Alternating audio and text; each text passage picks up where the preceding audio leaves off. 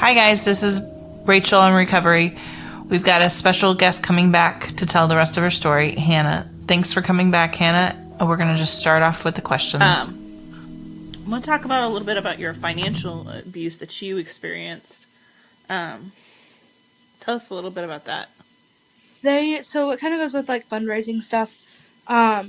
Everybody specific amounts of money that people like raised, and so everybody raised money together. So like even if I had reached my goal, then if Sally hadn't reached her goal yet and was needing help, I was raising over my goal to cover her costs, which kind of in theory is how like fundraising works, but we weren't fundraising as a group. And like there were group fundraising opportunities, but when we were specifically like going home for 2 weeks and talking to people and receiving donations to like go on this trip and into our like accounts to pay for it, we were expected to raise more if somebody in our group receiving updates weren't reaching their goal. And any extra money that we raised wouldn't like be returned to people and say, oh, we raised, we're over our goal, or even, returning money to people if we would reach like way over our goal. I guess some people would have donated it back to the organization anyway and help with other fees, but it necessarily wouldn't go to our outreach trip. It could go to anything on the base. Oh. So like in any fund, if we raised extra money, which I was like, that's really weird, but okay. Or any money left over from the trip, which there might be. You never know. But wouldn't be credited towards us back. It would go back into the organization. And I'm not saying that everybody that donates, like missionaries need like support and stuff, but the people on the base, like the base doesn't pay them. So like the organization doesn't pay you to be there. Like you have to raise your own support to be there. And so then the base pays you kind of like you're an independent contractor. Yeah. But you're kind of not really. And so like some places do it that way, some places don't. But that was just kind of weird. But then after I left, they sent me a bill for a plane ticket, a non-refundable plane ticket that I never used. They charged me for letters, envelopes, stamps, papers like the letter, like printed that I never sent out. Like I had addressed all of my letters to who they were going to, including the return label and stuff, all of the letters, but I hadn't put any postage on it. No, I hadn't gotten the letters yet, because that was another thing. I didn't get my letters yet because they said that there was a problem with the last group being printed, but I knew it was all on me, and they were waiting for me to like submit to them and say, yes, I'll do this. These are my final numbers, and I never did. And so everybody else received their letters except for me. And I was like, this is not right. And so they charged for all of that, and I was like, I never sent them out, and they're not even stamped. Like, they're not viable to use. And so they charged for that, and then they charged outreach fees occurred on my behalf. So, like, transportation and food and stuff like that. Like, obviously you have to set things up, but, like, I spent 6 weeks there, and there's more than enough money left because they have a percentage breakdown of, like, if you leave, how much money you'll get back. And so by week 6, you don't get anything. But if I left in week 5, I would get 20% of that money back. And so, like, the breakdown was kind of weird. And I was like, I should have fought it, but I didn't. I paid it and was like, I'm done with you. Like, get out of here. But they weren't specific about it in the beginning. They're like, these are outreach fees occurred on your behalf, but it wasn't itemized. It wasn't broken down. It was like, here's this lump sum total of money that you need to pay within a month. And my parents and I were like, this is weird. And so they called the base leader and was like, we need an itemized list of like what this is, because we're not just going to pay a bill. You know, it wasn't even listed like, you know, like a medical bill that has things broken down of what cost what. Like, that's what they were expecting on this invoice. And even on an invoice, if you get work done, it breaks it down. There was no breakdown until we specifically asked for it. And then they're like, pay it in a month. And they didn't threaten anything else. We're like, we took time to pay it, but then they're like, well, then they threw the contract back and said we were expected to pay this. But I was like, I never actually went. Like, there's nothing here. I never raised any money so far, and you still have all of my tuition, which was like $3,200. So like, Wow. That's a lot of money. yeah. That would have been a red Yeah, that so- would have been a red flag for me. I mean, I went and studied in Italy for that much. Yeah. And so I'm like, you still have all that money, and like that includes like room and board and materials and stuff and food. But you're like, you still have all that money, and I'm sure you have plenty of money to cover this. But they had me pay for it, and I was like, fine, we're done with it. That's it. Bye. See you later. And I never heard from them again. So, yeah. Well, I don't know if I would have actually paid it. I would have been just walked away, and I don't know. So I wanted to, but my mom's like, you have to pay this. You like did this, and we eventually got them down to where I can only pay for the non-refundable plane ticket. But I'm like, I didn't even like get a credit for it, no, from like the airline or anything. So it's like they bought a non-refundable plane ticket, and like that's all them. Like, you don't buy non-refundable plane tickets unless you absolutely know you're going. yeah. So, yeah.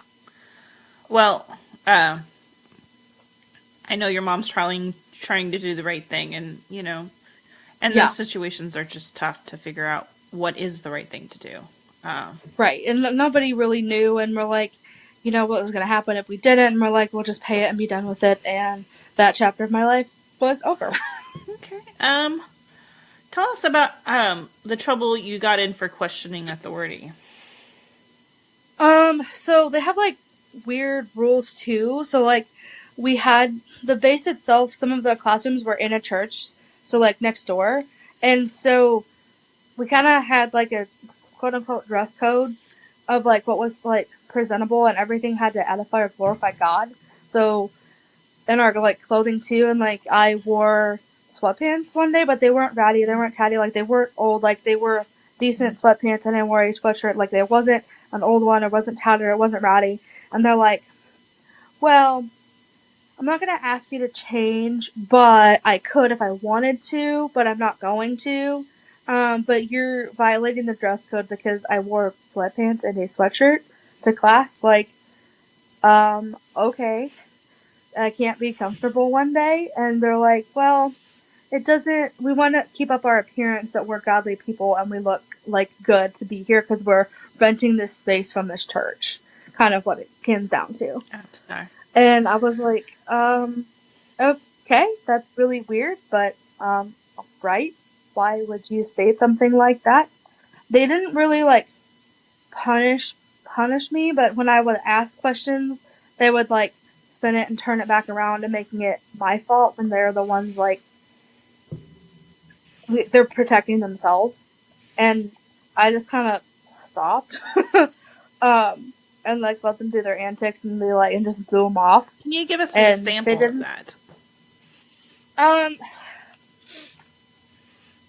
It was mostly so my like small group leader, she would say like, in the Bible it says to not be prideful, and I was like, yes, I do know that. Like Jesus talks about that, and I don't think in the situation that I am, I'm just trying to understand where you're coming from, and I never got solid answers. They always just spun it back around to them and wrapped it around and used scripture and be like, this is where it says this. And I don't remember specific scriptures, but they're like, this is what you should be doing, and you should be taking it to God daily, and you should be laying at the foot of the cross. And I was like, I do, but like I wasn't showing visible like, yeah, I'm a Jesus freak, like I am, but not like kind of throw it in your face and like have all these scriptures memorized and be like, this is for this instance. I'm like, I don't do that. And they're trying to get me to submit and be like, well, you said and blah blah blah, and I'm like, but I didn't. You said that. So gaslighting you. Pretty much, yeah. And they would like they kept me from local outreach too, which was weird because we're supposed to be like serving our community, and then you're like, instead we're gonna have a one-on-one and you and I will miss local ministry when we're doing what Jesus told us to do, is like serve others. And I'm like, what's the point of this? There's no point. Like, What?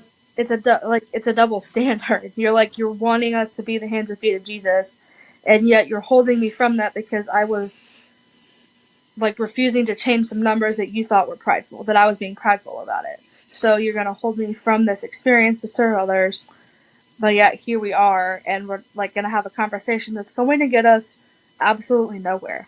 So ostracizing you because yes, you weren't a robot. Yeah. That's frustrating. Oh, it was. And I'm like, I'm 20 by this point, and so you're like, I've been around the block enough to be like, are you sure? Like, what are you trying to achieve here? And I even like said that, and they're like, well, we just wanted to make sure that you know that when we deem fit, you'll get your letters. I'm like, that's not the point. That's not the point. That's not why we're here. No, it's not. No, was there any specific poor doctrine that really... Well, I'm not against scripture, like, memorization by any means, but, like, we had to memorize specific scriptures, and they liked Philippians a lot, which Philippians is a good book, but they liked anything that Paul wrote, so, like, all of the scriptures that we, like, were to memorize were from Paul's writings, from his letters, and a lot to the Philippian church, and if we didn't have it completely memorized, they would quote-unquote dock points from us, or like whatever, that if we didn't get so many scriptures memorized, we wouldn't graduate the school. And like even the whole time, like we're doing supplemental stuff, like we were to pick a gospel and read through it and answer questions. No, maybe it was all four. I don't know, which would be a lot of reading. But we have to like go through the gospels and like answer questions like on our own time too, and we were to have that completed by the time that we were to like graduate, so to speak. And like if we didn't, like they wouldn't let us graduate. So I don't know if anybody had not done it, but they did a lot of forced quiet times too. So in the morning we would get up and then have an hour of quiet time, and then we'd like go to the school for the day or the class for the day, and then not come back till after dinner time, because we were there like all day because the housing wasn't on campus other than the guy's house, and we just spent all of our time there. Like there wasn't hardly any time to ourselves. And even if there was time for ourselves, like, people didn't want to go out and explore the city. So you're in a new city and you don't want to go see things that you live in, like, you live there, and you don't want to do stuff. Like, that's a little weird. Yeah, I mean, most of the time, I know when our church would do ministry or whatever, they take us to go do stuff around the, the cities and things that were unique to that area, Yeah. If you were like... And that's kind of what I was expecting. Like, I had been on mission trips before, and like we'd have free days and do stuff around the city and like see stuff and meet new people, but that did not happen there. Well, and then I'm trying to think of other examples. Like, we did a Father Heart of God like teaching, and I thought it was kind of weird. And like to specifically like get to the Father Heart of God and understand what God's like heart is for. Like I know it's like for us, but it was like an entire week, which was kind of weird in my opinion. And like this random guy, who's like a big guy, like over 6 foot, and like big dude, came to like teach about it. But then at the end of the week, like the people would start bragging about something during the Father Heart of God week, like you'd have a cry fest. And it's just like the most cathartic thing, and they were like hyping it up, love bombing it kind of thing. And you're like, okay, like I know crying is a good thing, but like why would this like be a communal cry thing? Like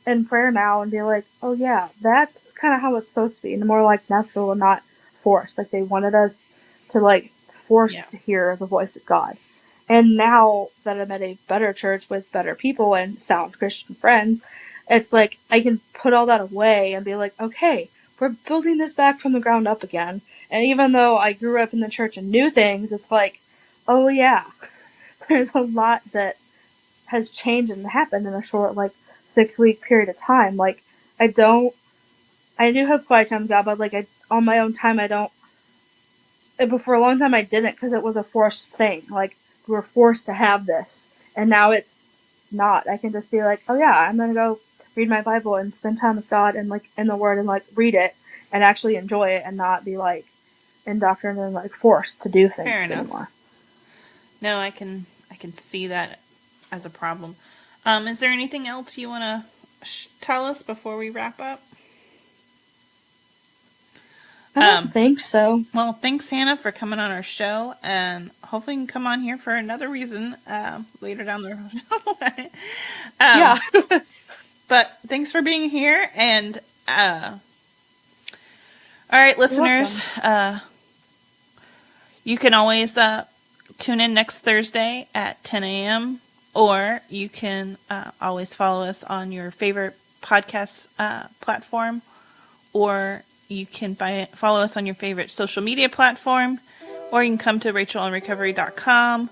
And if you're wanting to come on the show, just contact us on rachelonerecovery.com. There's a information page for that. And I will see you guys next Thursday. Thanks.